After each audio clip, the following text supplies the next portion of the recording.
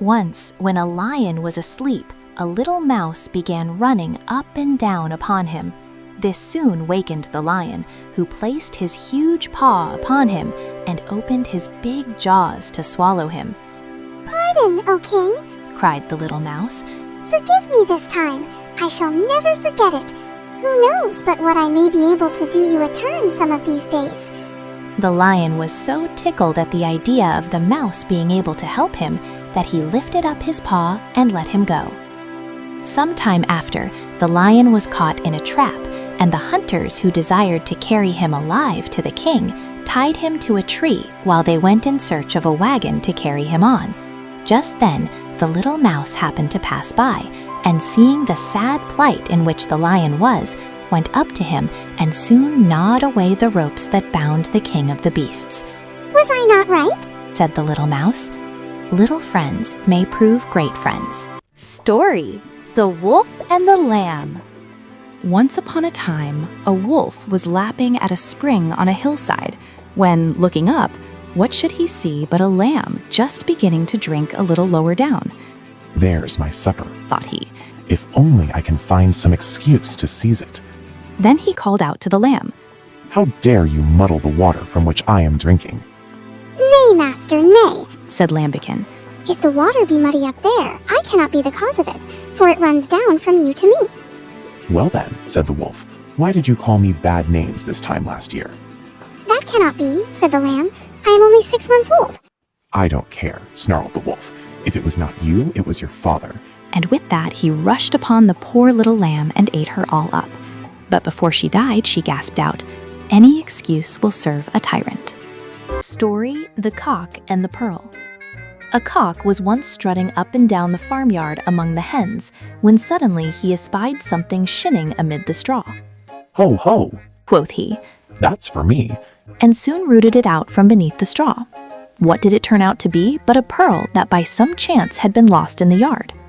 "You may be a treasure Quoth Master Cock. to men that prize you, but for me, I would rather have a single barley corn than a peck of pearls. Precious things are for those that can prize them." A vast forest. One day, a grand assembly of animals was convened in that forest, from elephants, horses, buffaloes, and deer, all the way down to the tiny rabbits. They were all present at the meeting, yet not a word was spoken by anyone. Every face bore the unmistakable imprint of profound fear. After a long time, the chairman, Barashinga Deer, said, "Friends, I am truly honored by the honor you have given me to preside over this great meeting. But the danger we have encountered today and have called this meeting is an extreme danger. The way our king, the lion named Basaraka, is constantly killing animals, it is feared that soon not a single animal will survive in this forest, the home of our Chound Porash. Please think about it and find a way out." Following the president's address, numerous speakers offered various arguments and suggestions, and a lengthy discussion ensued. Finally, a resolution was unanimously adopted. A message should be dispatched to the King of Beasts, the lion, reminding him that a king's dominion exists only so long as his subjects survive. Without subjects, what is a king? What is a kingdom? Instead, we shall take turns sending one animal at a time to the king to serve as his meal. He should be content with this arrangement. We shall implore him to refrain from killing us without cause. Acting on behalf of the animals, an envoy was dispatched to the lion to present this proposal. In due course, the envoy returned with the news that the King of Beasts, Basarak, had agreed to the terms. Henceforth, one animal was to be sent to him every morning. Greatly relieved, the animals of the forest adjourned the meeting and returned to their homes. Yet they continued to pass their days in constant dread, wondering whose turn would come next. From that day forward, one animal was sent to the lion's den every day. Sitting within his cave, the lion would kill and devour them without expending any effort. Thus, the days passed, the months went by. Eventually, a full year had come and gone. Finally, one day, it was the turn of an old rabbit. Bidding farewell to his kin, The old rabbit set off toward the lion's cave. The rabbit walked and pondered, walked and pondered.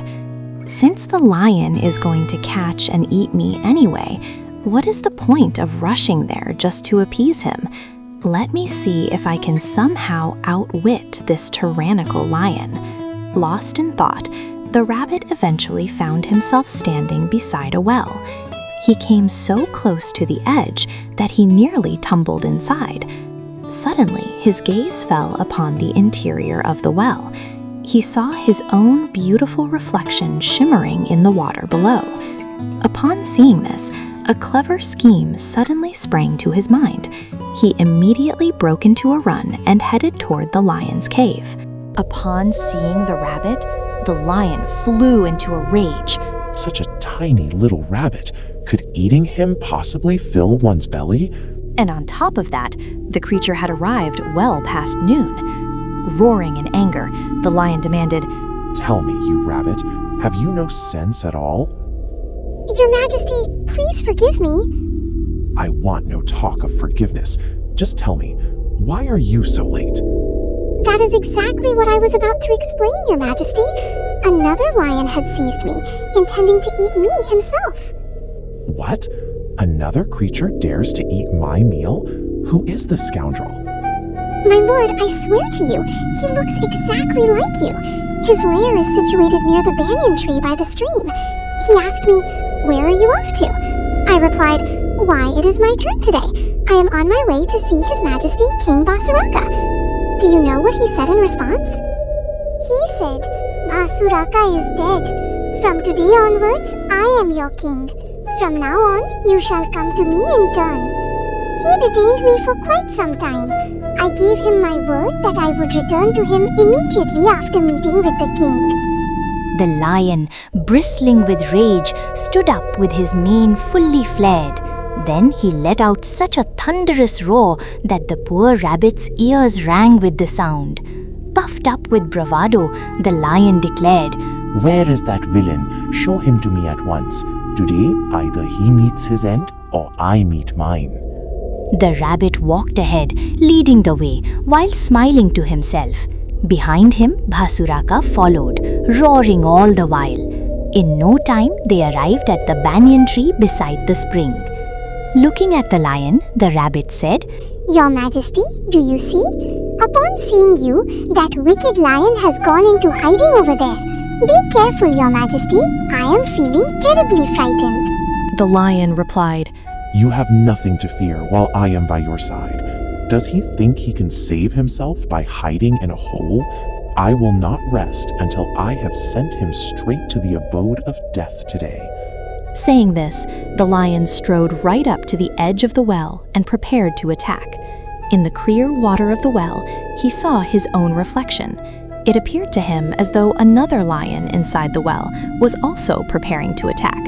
With a ferocious roar, Basuraka leaped into the well to seize the other lion. After floundering in the water for a while, that tyrannical king of beasts, Basuraka, sank beneath the surface, never to rise again. The old rabbit returned, dancing with joy. He shared the news with everyone he met along the way. Then all the animals exclaimed, "Well done, Rabbit!" The Fox and the Crow. A fox once saw a crow fly off with a piece of cheese in its beak and settle on a branch of a tree. That's for me, as I am a fox, said Master Reynard, and he walked up to the foot of the tree. Good day, Mistress Crow, he cried. How well you are looking today. How glossy your feathers, how bright your eye. I feel sure your voice must surpass that of other birds, just as your figure does. Let me hear but one song from you, that I may greet you as the Queen of Birds. The crow lifted up her head and began to caw her best, but the moment she opened her mouth, the piece of cheese fell to the ground, only to be snapped up by Master Fox. That will do, said he. That was all I wanted. In exchange for your cheese, I will give you a piece of advice for the future. Do not trust flatterers.